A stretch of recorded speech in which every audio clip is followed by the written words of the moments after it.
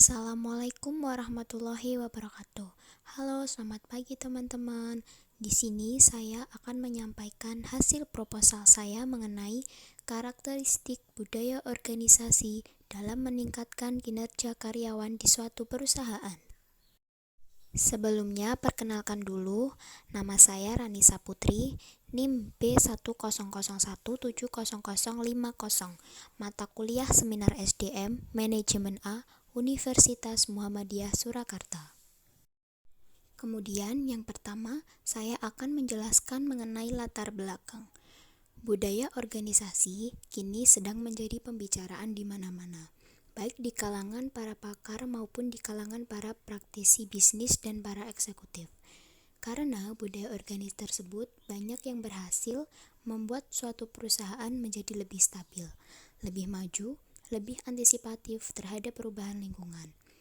Suatu budaya organisasi yang kuat dan telah berakar akan dapat memberikan kontribusi yang cukup signifikan bagi anggota organisasi dalam hal pemahaman yang jelas dan lugas tentang suatu persoalan yang diselesaikan. Budaya memiliki pengaruh yang berarti pada sikap dan perilaku karyawan perusahaan.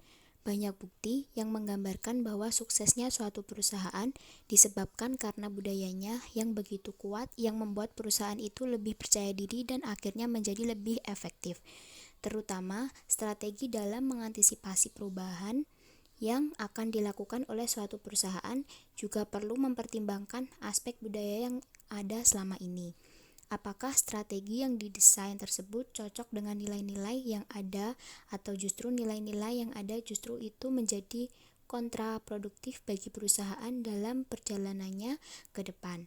Dengan adanya budaya organisasi yang baik terhadap karyawan diharapkan dapat meningkatkan tingkah laku yang menjunjung tinggi rasa hormat dan sopan santun di dalam lingkungan kerjanya. Dari latar belakang di atas, penulis berasumsi bahwa kekuatan karakter budaya organisasi di dalam suatu perusahaan dapat memperkuat dan memberikan nilai kebaikan bagi masa depan suatu perusahaan. Kemudian, saya akan menjelaskan mengenai kajian literatur. Kinerja. Kinerja merupakan pencapaian atau prestasi yang berkenaan dengan tanggung jawab yang dibebankan. Indikator. Indikator yang dapat digunakan untuk mengukur kinerja menurut Dharma yaitu sebagai berikut: kualitas hasil kerja, kualitas kerja, dan ketepatan waktu. Kemudian faktor yang mempengaruhi. Faktor-faktor yang mempengaruhi kinerja menurut Shimamura yaitu faktor individual, terdiri dari kemampuan dan keahlian latar belakang demografi. Faktor psikologis terdiri dari persepsi, attitude, personality, motivasi. Faktor organisasi terdiri dari sumber daya, kepemimpinan, job design, penghargaan. Selanjutnya, budaya organisasi. Budaya organisasi merupakan pola dasar yang diterima oleh organisasi untuk bertindak dan memecahkan masalah dan membentuk karyawan yang mampu beradaptasi dengan lingkungan dan mempersatukan anggota organisasi. Indikator. Indikator budaya organisasi menurut Kuncin Sponpenik yaitu ketekunan, ketulusan, kesabaran, dan kewirausahaan. Faktor-faktor yang mempengaruhi budaya organisasi. Yang pertama, periode proses pembelajaran dalam proses sosialisasi yang terjadi sebelum pekerja baru bergabung dalam organisasi. Tahapan sosialisasi, di mana pekerja baru melihat apa yang diinginkan organisasi dan menghadapi kemungkinan bahwa antara harapan dan realita mungkin berbeda. Tahapan proses sosialisasi, di mana pekerja baru berubah dan menyesuaikan diri pada pekerjaan dan organisasi. Kemudian, yang terakhir, saya akan menjelaskan mengenai metode penelitian. Yang pertama, jenis penelitian. Jenis penelitian ini adalah penelitian kualitatif deskriptif, yaitu data yang dikumpulkan berupa kata-kata, bukan berupa angka. Penelitian deskriptif adalah suatu bentuk penelitian yang ditunjukkan untuk mendeskripsikan atau menggambarkan fenomena-fenomena yang ada, baik fenomena alamiah maupun rekayasa manusia karena penelitian. Yang kedua, sumber data. Sumber data primer. Sumber data primer merupakan data yang didapat dari sumber pertama baik dari individu atau perseorangan. Kemudian sumber data sekunder. Data sekunder biasanya berwujud data dokumentasi atau data laporan yang telah tersedia. Sebagai data sekunder, penulis mengambil dari buku-buku yang berhubungan dengan penelitian ini. Ini bertujuan untuk memperjelas keadaan subjek yang akan kita teliti. Kemudian yang ketiga, metode pengumpulan data. Penelitian ini juga termasuk penelitian lapangan, yakni penelitian yang langsung dilakukan atau pada responden. Oleh karenanya, untuk memperoleh data dalam penelitian ini, penulis menggunakan beberapa metode penelitian, yaitu sebagai berikut.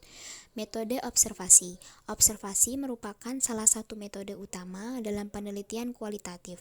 Secara umum, observasi berarti pengamatan, penglihatan. Dan dalam penelitian, metode observasi diartikan sebagai pengamatan dan pencatatan secara sistematik terhadap gejala yang tampak pada objek penelitian. Kemudian yang keempat, metode analisis data. Dalam penelitian kualitatif, data diperoleh dari berbagai sumber dengan menggunakan berbagai macam teknik pengumpulan data dan dilakukan secara terus-menerus sampai datanya jenuh. Dengan pengamatan yang terus-menerus tersebut, maka akan menghasilkan data yang banyak sekali. Oleh karena itu, supaya data-data yang banyak tersebut dapat sesuai dengan data-data yang diperlukan dan dapat dipahami, maka diperlukan adanya analisis data. Kemudian, kesimpulan dari proposal yang saya sampaikan adalah untuk mengatasi permasalahan pada kinerja, maka perusahaan perlu memberikan pengetahuan mengenai karakteristik budaya organisasi pada karyawan. Pengetahuan budaya organisasi merupakan kegiatan memberi pengarahan terhadap karyawan agar semakin terampil dan produktif dalam melaksanakan pekerjaan. Pengetahuan karakteristik budaya organisasi dapat diukur dengan indikator kebiasaan-kebiasaan karyawan, norma yang ada, adat istiadat, dan norma yang berlaku di dalam suatu perusahaan. Perusahaan berharap dengan pemberian karakteristik budaya organisasi terhadap karyawan, kinerja para karyawan dapat meningkat. Kinerja merupakan prestasi yang dicapai seseorang dari hasil kerja yang sesuai dengan tanggung jawab yang diberikan. Kinerja dapat dipengaruhi oleh beberapa faktor seperti pendidikan, motivasi, pelatihan, kepemimpinan, dan penghargaan. Sekian presentasi proposal dari saya. Semoga bermanfaat ya. Wassalamualaikum warahmatullahi wabarakatuh.